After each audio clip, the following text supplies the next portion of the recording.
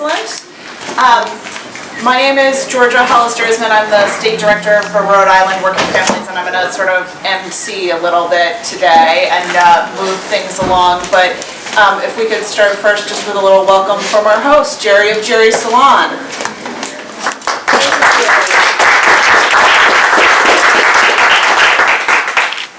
My name is Jeremiah A. Tolbert, and I just want to welcome everyone here. Let's get on the train towards working, raising minimum wage to $15 per hour.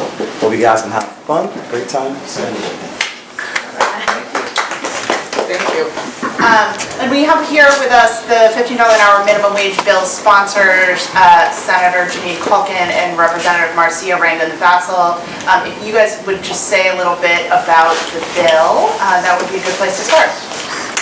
Thanks. First of all, I want to thank everyone for coming out today and for joining us. Really appreciate you all being here. This is a bill that's very important to me. Income inequality is one of the main reasons that I ran for office.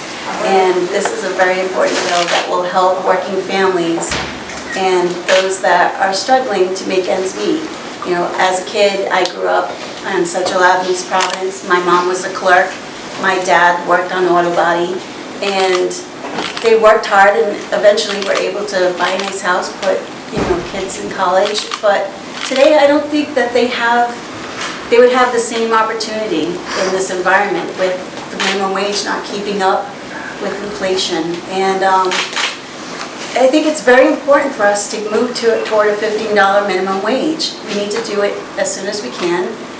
This bill proposes that we do it for 2022 by setting the minimum wage at $11 an hour in 2018 and raising it $1 an hour per year until we reach that level. And then there's a clause in it that would keep the minimum wage rising with the cost of living and to help ensure that we don't fall behind again. So thank you again to everyone for coming out today. We really appreciate you all being here. Thank you. Thank you. There is no better place to actually start this fight than in Jerry's salon.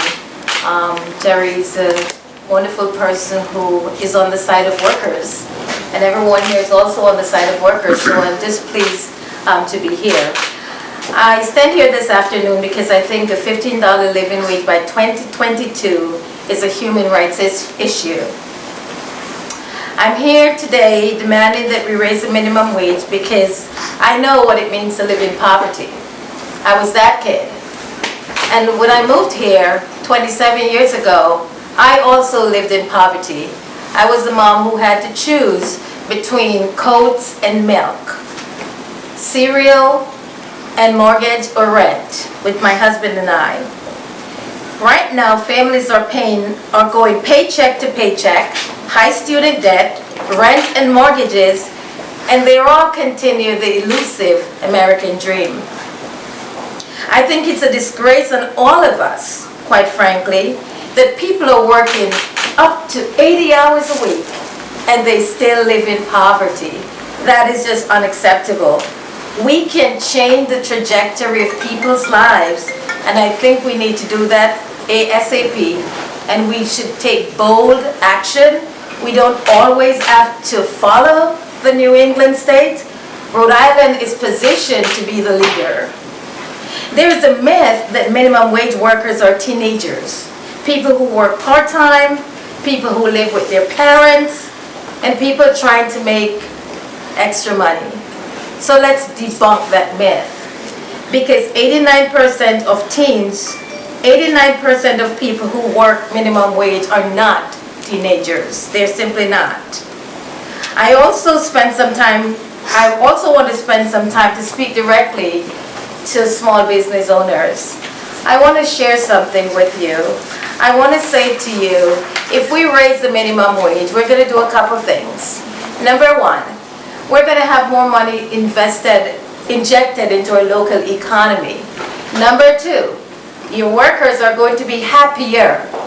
Their self-esteem is going to rise. When people are happier, production increases. So it's a win-win for all of us. And as I was coming this morning, I was looking at some data. And the data shows that actually when we increase the minimum wage to a living wage of $15, crime actually goes down. Because more people have more money to spend, and we can do this. We don't have to always be lagging behind. I am here to say, and with all of you, and I want to recognize my colleagues in government who are here with me, but also all of you who are standing with workers to say, we have to be vigilant, we have to be strong, we have to be bold, we have to be progressive, yes, progressive, and let's do this. Thank you.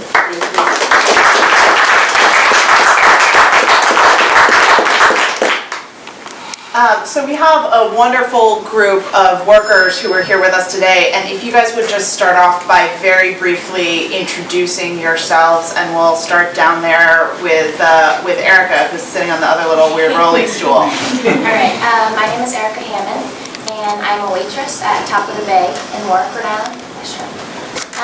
And right now I'm a senior at UMass Dartmouth. I'll be graduating in May. My name is Charles Jones. I work at Burger King, work for the Janko companies. I've been there for 18 years. And the way the pay, your minimum wage is just, it's no joke. I mean, excuse me, my bad. It is a joke, and you cannot exist on minimum wage. So therefore, I challenge the big three, Governor Raimondo, Speaker Mattiello, and Mayor Alohoe Elazar themselves to come down from on high and live like the minimum wage workers do and see how well they fare. My name is Grisel, and I came here from Puerto Rico in 1986, attended public school systems, and graduated from South Virginia University with a bachelor's degree in administration of justice.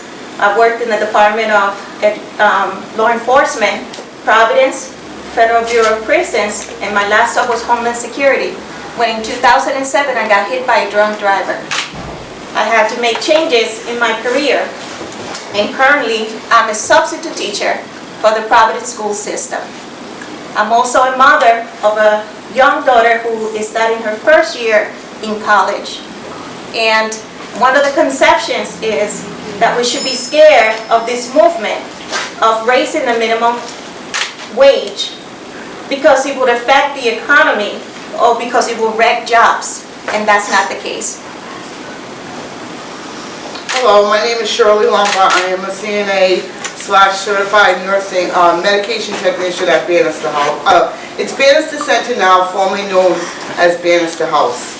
It's one of the oldest nursing homes in Rhode Island, and I'm happy to say I love my job, but minimum wage needs to be increased. My name is Karen Baldwin. I am a direct care support staff for the ARC of Blackstone Valley. I have been there for 16 years as of this April, dedicating my life to taking care of these folks. When I first started speaking, it was due to budget cuts that were affecting our programs for our developmentally disabled adults, and there were horrible program cuts. Now I look deeper into things and I realize that I need to fight for me and for the people like me. I live on $1,200 a month. My rent alone, just for the roof, not for electricity or gas, is $900. I have to have a car for my job. It's a requirement. Insurance for my car is $100 a month. My car is going to die soon, and I don't have the money to get another one. I had a huge life-changing experience recently. I am a recent breast cancer survivor. In another month, I will be in remission for 1 year. I lost everything because I couldn't. I was homeless for a while and living in my sister's storage room because I couldn't afford to pay any rent. I couldn't afford to pay for anything. I have had to start all over. I don't have living room furniture. Trying to save for that. I am on medications that I'm supposed to take daily, and I skip a day here and there to make it last longer so that I won't have to pay for it. I'm currently back to work only part-time. Asking someone who does my job to accept poverty wages, which is what it is. It's poverty wages. If I don't work 60 to 80 hours a week, I cannot live just to pay. 60 to 80 hours a week just pays my bills so that I can go, okay, they're all paid for the month. And I have money for food. Many of us are qualifying for food stamps. So you're just passing the buck of the responsibility from one program to another as far as how we support ourselves. And in the meantime, executive officers are living high on the hog on our dime. I'm so tired of hearing about executive officers and nonprofit agencies making six figures while the people who are in the trenches are getting poverty wages. I've had my nose broken and a concussion from a violent consumer that I had to work with. And I've had my back thrown out twice just from heavy work, and once from another violent action. Because we not only take care of, I mean, let's be realistic, we're not only taking care of the cute people with the Down syndrome and the Williams syndrome and the people who really need that kind of help. We're also taking care of people that have bipolar disorders, borderline personality disorders. We are doing a community service. Imagine what our communities would be like if we were not there to take care of these folks and to remind them to take their medications, to remind them to take showers, to wash their clothes, to not beg on the streets. Think about what that would be like without people like me. I've also never taken a vacation in my life. Thank you all for sharing. I think my next question, and I'd love to get Jerry back in the conversation here. Yeah, I'm about to start. Okay, go ahead. Just about listening to all the stories, most especially my good friend right here. I can put myself in the shoe because when I was going to school for my bachelor's degree in business management, I was in her shoe. And we kind of share similar traits. I worked for people who were mentally challenged out of Tolbert. And just getting by minimum wage, it was not working for me. I had to do more than 2 jobs to get me through school. So being a business owner, it kind of brought tears to my eyes. Literally, just retrospecting and thinking about the struggle I went through and the struggle she's going through. It means a lot to me. There's a reason why I'm pro-worker, I'm for workers, and I have no intention of not moving forward with minimum wage raising up to $15 or even more. So. Jerry, do you pay the minimum wage to your employees? Absolutely, yes. You do? A little bit more, but, you know, yes I do.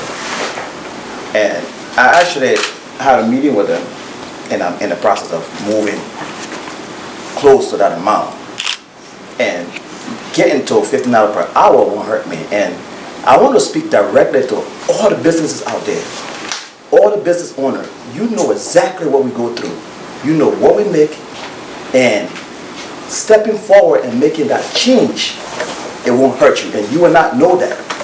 So let's move forward, let's get on this train and get towards raising minimum wage, $15 per hour. It will only improve our family, it will better up a lot of lives, and like Nasir said, the violence will decrease. Well, business groups, the Chamber of Commerce, they oppose raising to $15.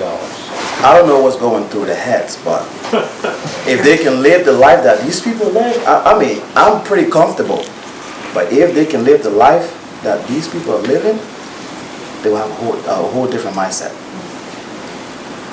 Can I just ask all of you to talk a little bit about what would change in your lives and in your workplaces and among the people you work with if we did, as this bill calls for, increase the minimum wage to $15 an hour by basically $1 a year from now to 2022? Before we answer that question, can I just say one thing? Because I thought we were doing an introduction here, but I just want to tell my story real quick.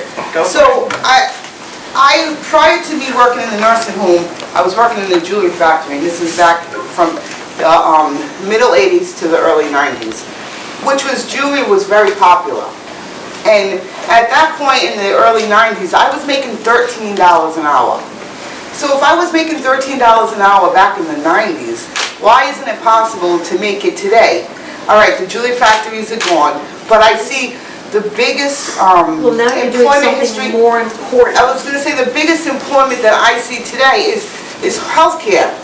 So, and it's a big industry. There's millions. I mean, there's a whole bunch of nursing homes in Rhode Island, and I can't see why our nursing homes, our home cares, they can't go up to the $15 an hour. For me, making $15 an hour, to get back to your question, for me to make $15 an hour is great because you don't have to choose whether or not you're going to pay for milk or you're going to pay the car insurance or you're going to pay the electric bill. I want to have all that stuff all the time. And $15 an hour is not a lot of money, but it's a stepping stone to get where we need to be. Now, several years back, they imposed that all Rhode Islanders have automobile insurance. My insurance is, I have full coverage, so I'm paying a pretty hefty bill. But, I mean, if that's a requirement of Rhode Islanders, where are you supposed to get that from if minimum wage isn't increasing? So $15 an hour for me means that I don't have to choose the 2 jobs that I work or 3. I want to stay home, 1 job, raise my children. I have older children who I completely miss because after the 90s when I left that job, I had to go into nursing. Therefore, I'm working 2, 3 jobs just to get that money that I need to support my family. Making $15 an hour, maybe I'll only have to do 1. That's what my stride is. For the rest of you, what would change if we moved up to 15? You don't have to make a choice between popcorn and toast, which I've done many a times. So if you don't have enough money for rent, so you take, I'll say, maybe $130 in a check, that goes towards the rent. So what you have left is enough for popcorn and toast. And that would be the evening dinner I had most nights. So now with $15 an hour, I don't have to choose between popcorn and toast. And I can actually go and have something decent. So that's what I'm trying to hope for, and that's why I challenged the big 3. Governor Raimondo, Speaker Mediello, Mayor Alorza. Come on down from on high and live. I don't mean like 1 day and doing the Dunkin' Donuts window. I mean 4 months, 5 months, 6 months. You do that on minimum wage and then see how much of a difference that it makes from what you get then and what you get now. Erica, Grizel, you guys want to weigh in on this? Yes, I mean, for me, again, I gotta tell you, I got an education and I was making over $15 an hour. And I'm just basically back to square 1. The pay for substitute teachers is $100 a day. If there's a snow day, you don't get paid. If there's no school, you don't get paid. So that means I need to acquire a 2nd or 3rd job. And that's what I currently have to do in order to pay the rent, pay the car payment, pay insurance, and eat. So we do need the increase of minimum wage. And that's not to include again that I have a daughter in college now, studying biomedical engineering and looking to go into medical school. We do bring value into the workplace, and I know that that's what we get paid for. We get paid for the value that we bring into the workplace. And because the people that are really asking this minimum wage raise is people who are in their 30s all the way up to 54. We're not talking about young teenagers who haven't acquired all the skills that we all here and many others have acquired at that age. So we're looking at a difference in age group that have risen. We're not looking at teenagers. We're also looking at it in terms of educational attainment. A lot of the people this age group have attained a lot of skills, and therefore they should be paid accordingly for the value that they bring into the workplace. And it has also spread among occupations. It's no longer fast food that we're talking about. She just mentioned it. These people are working for what? Hotels, and they're working in the health occupation. Erica? For me, my situation is a little bit different. When I go back from school, I go and I can live with my mom, thankfully. So I'm more advocating for and speaking on behalf of the older women, and because I'm working with mostly older women at my restaurant who this is their full-time job, and they need this job to pay their bills, to pay for their kids to go to school, and also for when I go back to the restaurant when I'm not at school, I don't have to worry about being nice to the customer who's treating me like crap, or making excuses for why the food took longer because maybe we got extra busy or someone called out. I'm actually getting paid because I'm there and I'm working and I'm putting in the work, rather than whether or not I can smile that day, or I can put up with someone's crap, I don't know what I can say. Whether or not I can just deal with the guy. This is what you're saying, honey, schmooze the tips. And instead of sticking up for myself and worrying about a complaint being sent in to my boss, who that would look negative on me if I were to, because the customer's always right, they say. I was stepping for a little bit, just to elaborate on, you say your name again? Charles. He been working for, you said, Burger King for 18 years? Yeah, close to 19. Now, that's the type of worker as an employer with me. Loyalty is a key. If you can have someone working for 18 years at that rate, and you bump it up a little bit, what do you think they're gonna do? They'll serve you. So, and to add to what you said, you wanted to spend time with your family. If you can make $15 per hour, that will cut the time of working 2 jobs. Correct. So that now you have more time to be with the family. Work-life balance is one of the key in the workforce.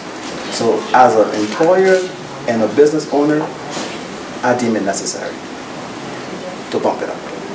I'd also like to talk about the sense that business owners are against an increase in the minimum wage. And the small business owners that I've spoken with are in favor of this, and I'll tell you why.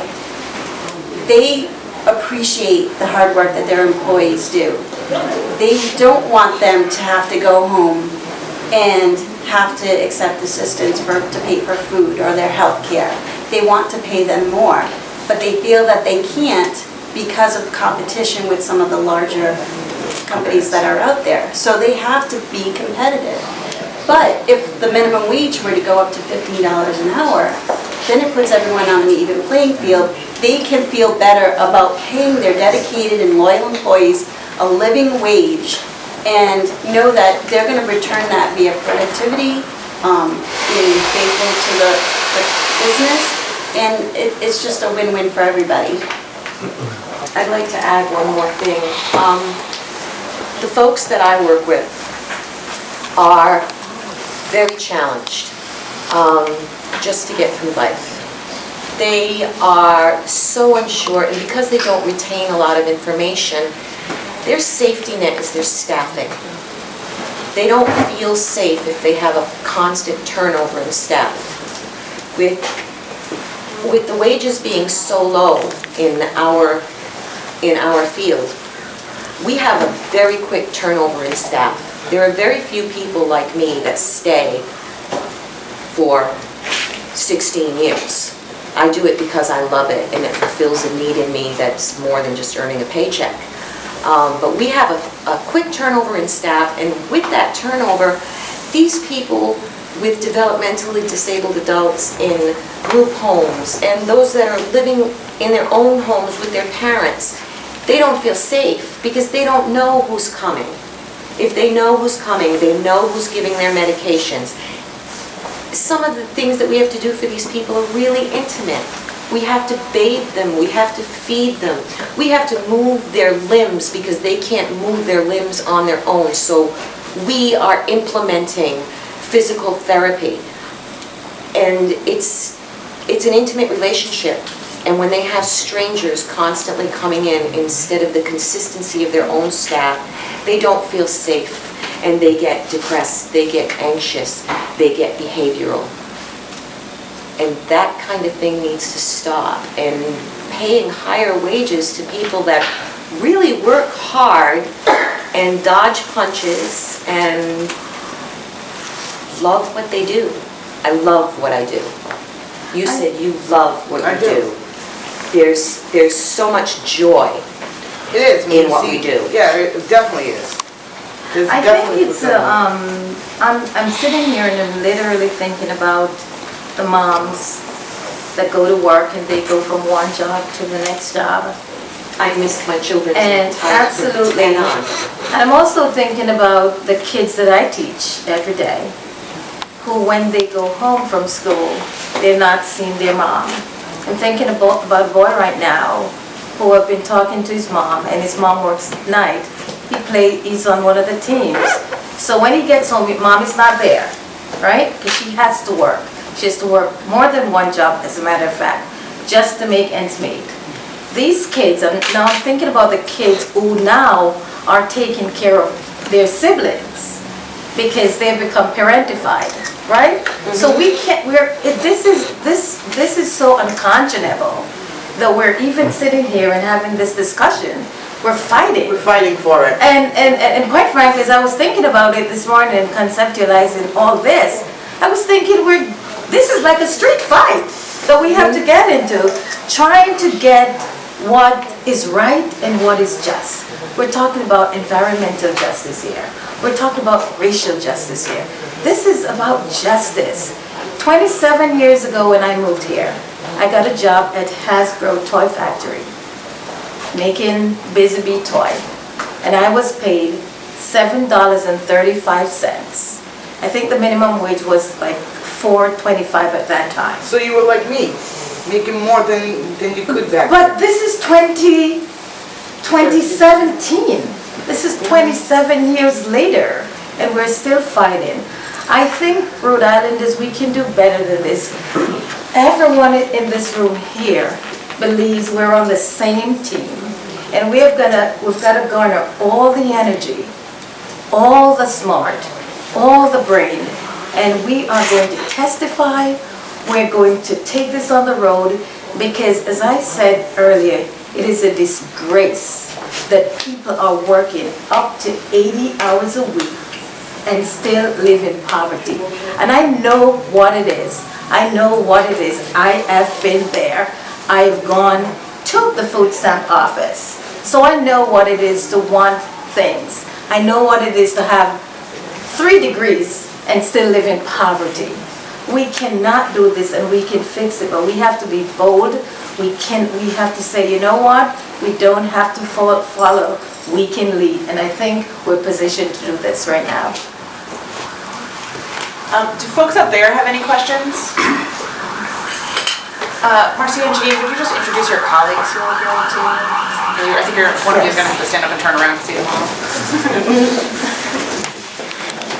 I am really delighted and pleased to be introduced by Rep. Lombardi, who is here, and he's one of the persons who understand everything that we're all talking about, everything that we're talking about. Representative Donovan, Susan Donovan, who's also one of our co-sponsors. Senator Ramon. Red. You got a promotion. She's just nervous. She's fine. All right. Perez. Representative Anastasia Williams, and Rep. Aaron Bergenberg. We're so grateful for you to be here with us, standing on the right side of history. And I'd be remiss if I did not say that all of us in this room, we are going to be recorded as being on the right side of history because we're fighting for the middle class, and we're fighting for the word that a lot of people don't talk anymore. We're also fighting for the poor. No one talks about the working poor anymore, but I'm here to tell you that we have a lot of working poor that are trying desperately to get into the middle class.